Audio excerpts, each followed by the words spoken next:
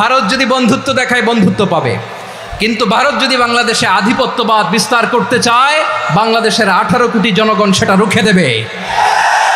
ভারত যদি গৌর গোবিন্দের ভূমিকায় নামতে চায়, দেশের 18 কোটি মুসলমান শাহজালালের ভূমিকায় নামবে। প্রতিবেশী দেশকে বলবো, আপনারা নিজের চরকায় তেল দেন, আপনারাও শান্তিতে থাকেন, আমাদেরকেও শান্তিতে থাকতে দেন। সব চেঞ্জ করা যায়, প্রতিবেশী চেঞ্জ করা যায় না। আমাদের ল্যান্ড তাদের ল্যান্ড পাশাপাশি, আমরা চাই তারাও সুখে থাক, আমরাও সুখে থাকি, ঠিক কিনা? কিন্তু প্রতিবেশী হলে বন্ধুত্বপূর্ণ আচরণ করতে হয়। প্রতিবেশী যদি বন্ধু না হয়ে প্রভু হতে চায়, এরকম দানব প্রতিবেশী কেউ চায় না। ভারত যদি বন্ধুত্ব উপহার দেয়, আমরাও বন্ধুত্ব দিব, কি বলেন? তারা যদি বন্ধুসুলভ আচরণ করে, আমরাও বন্ধুত্ব উপহার দেব। কারণ আমাদের পররাষ্ট্র নীতি হচ্ছে সবার সাথে বন্ধুত্ব, কারোর সাথে বৈরিতা নয়। আলহামদুলিল্লাহ বলেন, কত চমৎকার পলিসি আমাদের। আমরা নির্বিবাদী, আমরা বাংলাদেশিরা শান্তিকামী, we are proud of that. এজন্য আমরা গর্ববোধ করি। আমাদের পররাষ্ট্র নীতি সবার সাথে বন্ধুত্ব, কারোর সাথে শত্রুতা নয়। তাই প্রতিবেশী দেশকে বলবো, আমার ভাইয়েরা, আপনারাও আমাদের ভাই, বন্ধুত্ব দিলে বন্ধুত্ব পাবেন। বন্ধুত্ব ইজ ওয়েলকাম, দাদাগিরি নয়। বন্ধুত্ব ওয়েলকাম, দাদাগিরি নয়, লাউড অ্যান্ড ক্লিয়ার। ভারত যদি বন্ধুত্ব দেখায় বন্ধুত্ব পাবে, কিন্তু ভারত যদি বাংলাদেশে আধিপত্যবাদ বিস্তার করতে চায়, বাংলাদেশের 18 কোটি জনগণ সেটা রুখে দেবে। ভারত যদি গৌর গোবিন্দের ভূমিকায় নামতে চায়, দেশের 18 কোটি মুসলমান শাহজালালের ভূমিকায় নামবে।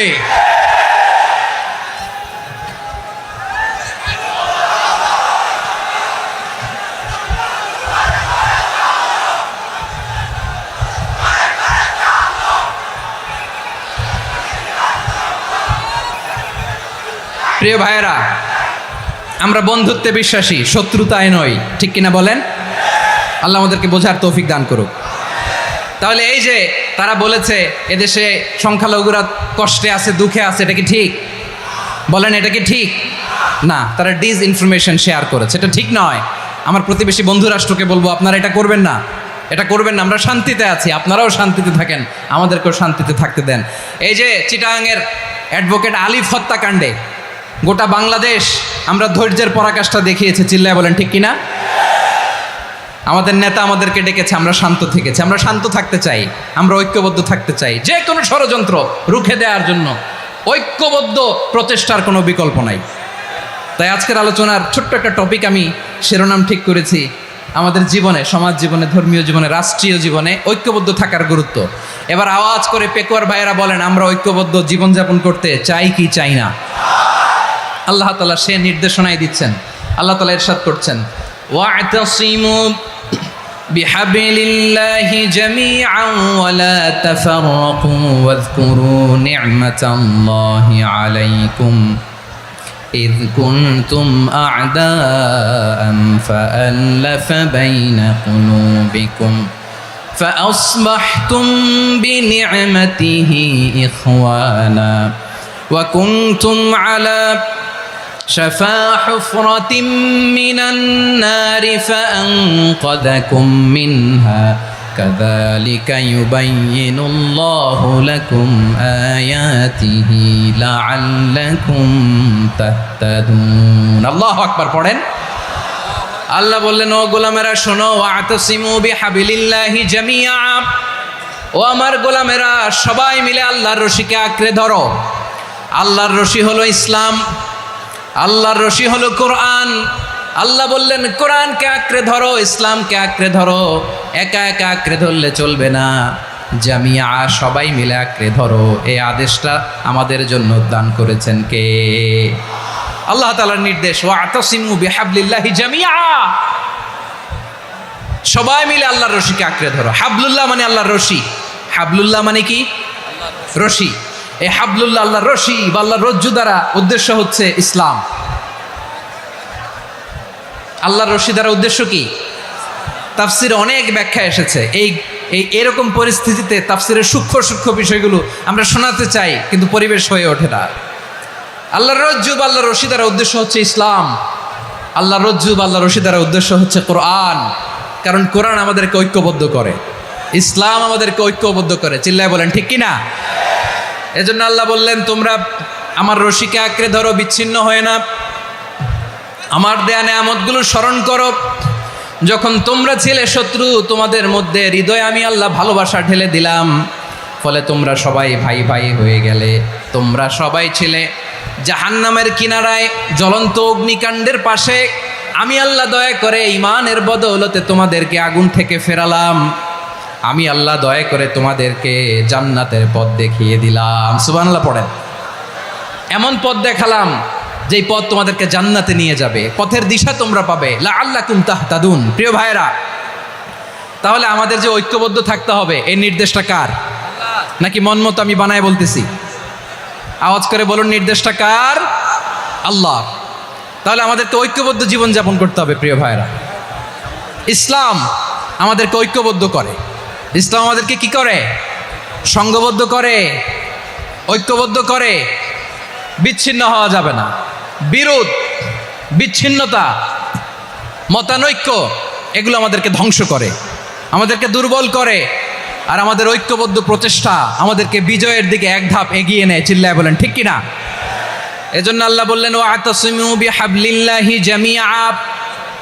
তোমরা আল্লাহর রশিকে আঁকড়ে ধরো, তোমরা ঐক্যবদ্ধ জীবন যাপন করো, তোমরা বিচ্ছিন্ন হয়েও না। বিচ্ছিন্ন হইলে লস, ঐক্যবদ্ধ হলে সেখানে কল্যাণ আছে না নাই? মাইকে কি সমস্যা হয়েছে কোনো? হ্যাঁ, এবার ঠিক আছে। প্রিয় ভাইয়েরা, শেষ করে দেই না? তাইলে শেষ করে দিব তো। গত 2 দিন আগে এসে বসে আছেন, আর আমি আসার 20 মিনিটের মধ্যে উঠে যাচ্ছেন কেন? আর সহ্য হচ্ছে না? আর পারতেছেন না? হ্যাঁ, বসেন। যাদের খুব জরুরত তাদেরকে বের হইতে দেন। অনেকে সকাল থেকে বসে আছে, ওয়াশরুমে যেতে হবে, সারাদিন কিছু খায় নাই, পাগলের মতো বসে আছে। আমি জানি, সব রিপোর্ট আছে আমার কাছে। মেহেরবানি করে বিশৃঙ্খলা করবেন না, আল্লাহর ওয়াস্তে, আল্লাহর ওয়াস্তে। যাদের কষ্ট হচ্ছে বের হয়ে যান। আরো কয়েক মিনিট কথা বলে আমরা শেষ করব। আল্লাহর ওয়াস্তে, আল্লাহর ওয়াস্তে বলার পরেও এরকম বিশৃঙ্খলা করা মোটেও কাম্য নয়। প্রিয় ভাইয়েরা, আল্লাহর ওয়াস্তে, এই শব্দটা কতবার ইউজ করেছি আমি, আল্লাহর ওয়াস্তে। আপনার বুক কাঁপে না? হ্যাঁ, ভয় হয় না আল্লাহর?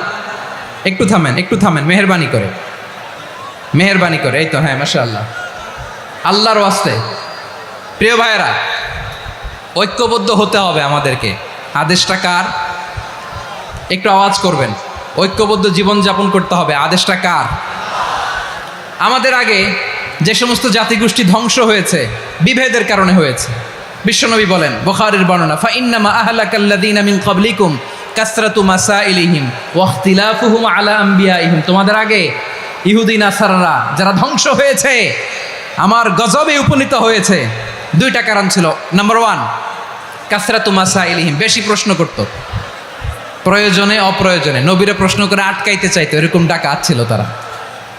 2 নাম্বার কারণ, ওয়াখতিলাফুহুম আলা আম্বিয়াইহিম, ইখতিলাফ করার কারণে, বিভেদের কারণে, পারস্পরিক বিরোধে জড়ানোর কারণে তারা ধ্বংস হয়েছে। এখন বলেন, আমরা কি আল্লাহর গজব চাই? আমরাও কি তাদের মতো ধ্বংস হতে চাই?